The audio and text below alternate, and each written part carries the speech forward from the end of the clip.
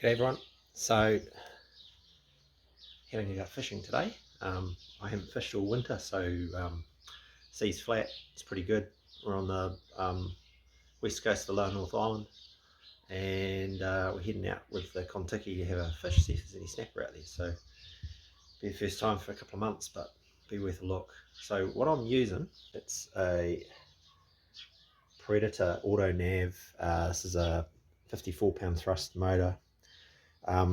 It's a auto nav, so essentially it has a compass in it, so it's not GPS, but it does have I think it's a digital compass, and you basically set that and off it goes, and it holds that compass bearing to try and counteract things like currents and wind and stuff like that. They'll all move the thing one way or the other. Then on here you've got about 2.3 kilometers of 400-pound nylon, and the metal markers there, I've put those on, but those are just stoppers. So when you clip your hooks on, which I don't have out on the deck at the moment, but when you clip your hooks on, you tow out a reasonably serious sinker. So you get an idea. Down here I'm using this guy, so I put that on the front. Now sometimes I'll add a bit of weight. I can't remember what that is. Might be a kilo, maybe 2. So that goes on the front, and the Predator takes 3 of these 9 amp hour batteries. So you load it up, and you can set the timer on it. So to give you an idea, you can see that. So on that timer, you can run anywhere from 5 minutes up to 25 minutes, or if you do infinity, which is essentially as far as the batteries will run, you might get 30 minutes out of it.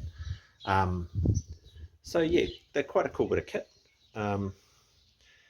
Out here, right through summer, you typically pick up snapper, gurnard, I've caught trevally, sharks, all sorts.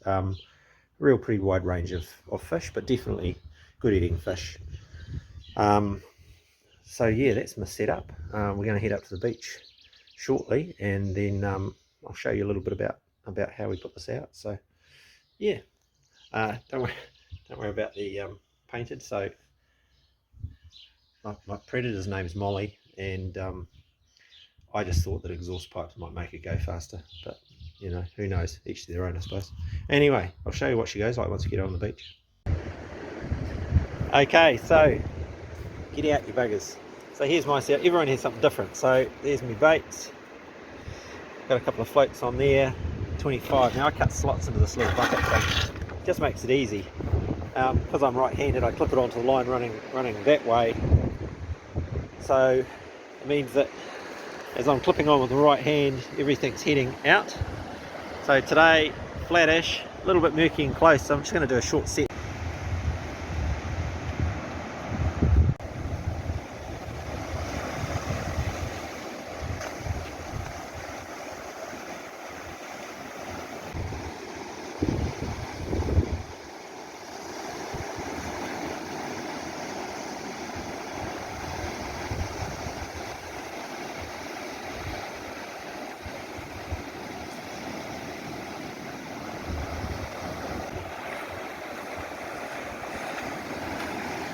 There he is, folks. Mr. Outdoors. So sinker's on its way. I try to give the traces a bit of room. See, the way I look at it, if I'm clipping with my right hand, the line's running away from me. I don't want that hook running past my body, so I'll clip it there and it's gone. And there's nothing going in front of me. I don't know, everyone has their own way of doing it, eh? But that's the way I do it. And so far, no hooks in my hand. So 25 hooks on a 15-minute run today. Running slightly south, so that'll be the outgoing tide. Probably should have set for a bit of north, but there you go.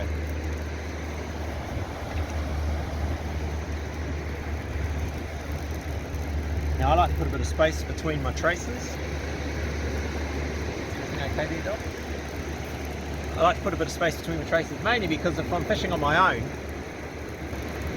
when I'm retrieving, if I do have something on, I don't want to trace coming to catch me out every 2 metres. I want to like 4 or 5 metres, so I've got a bit of time to unclip trace, especially if you get one that's spun around the main line or something. It just makes life a little bit easier, eh? So yeah.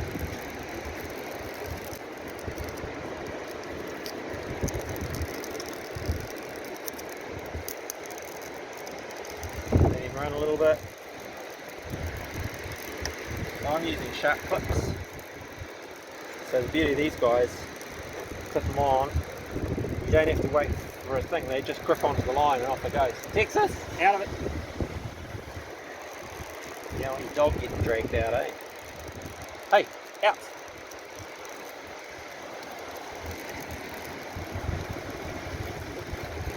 Oh, no, that's going quite straight. It's good.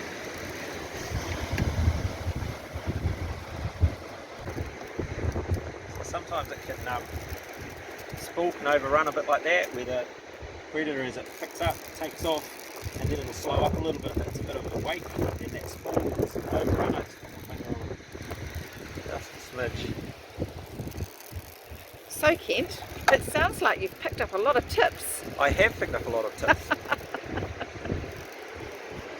Lots and lots of fishermen who are far, far better fishermen than me have taught me a heap of things, but you've got to ask questions and you've got to chat to your mates on the beach.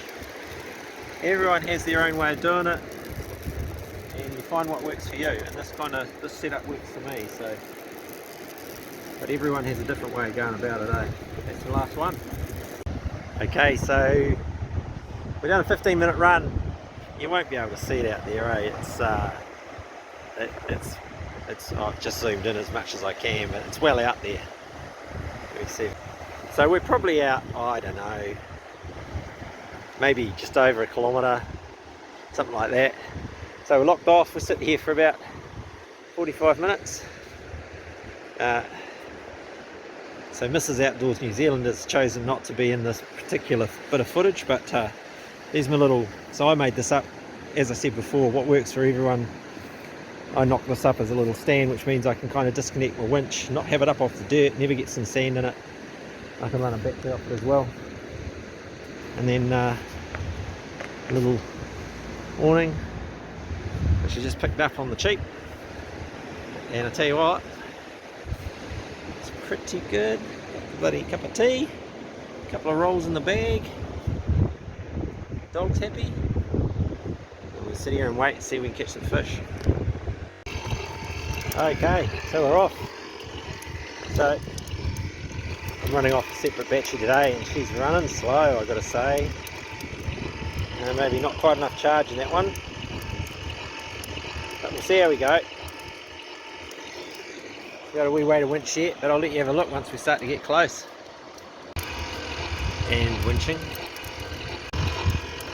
And some more winching. And a bit more winching. And after a change of battery, because clearly my big fella there is not great, a bit more winching.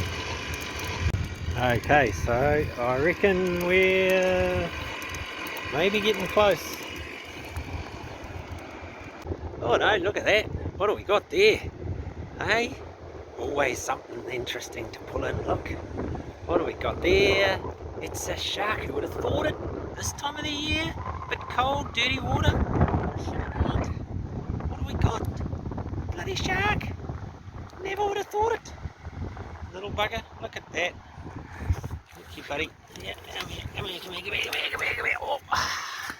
One-handed with the phone is not the easiest way to do it, people, but there you go. Out of it! Out of it! Okay. Come here.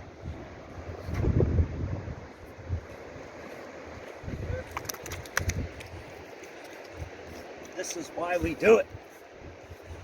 Hey, got a fish.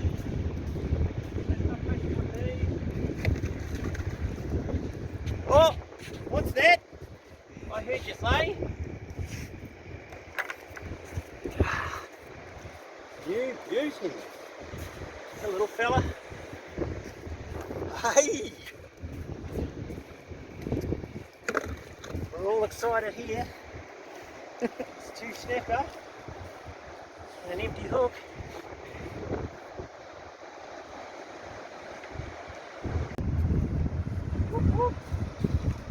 Yeah.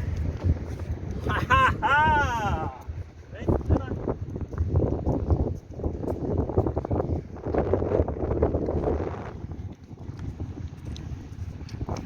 Yeet.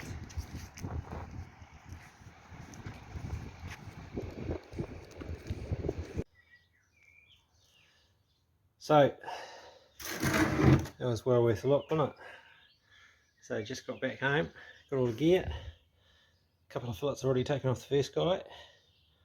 There's the second guy, and the other little fella, the third guy that we got, I put him back because I thought, you know what, he's probably just size, but hey, he can live another day because these two fish are a good feed. So there you go. So worth a bit of a look, I've got to say. Worth a trip up the beach, that's for sure. See you later.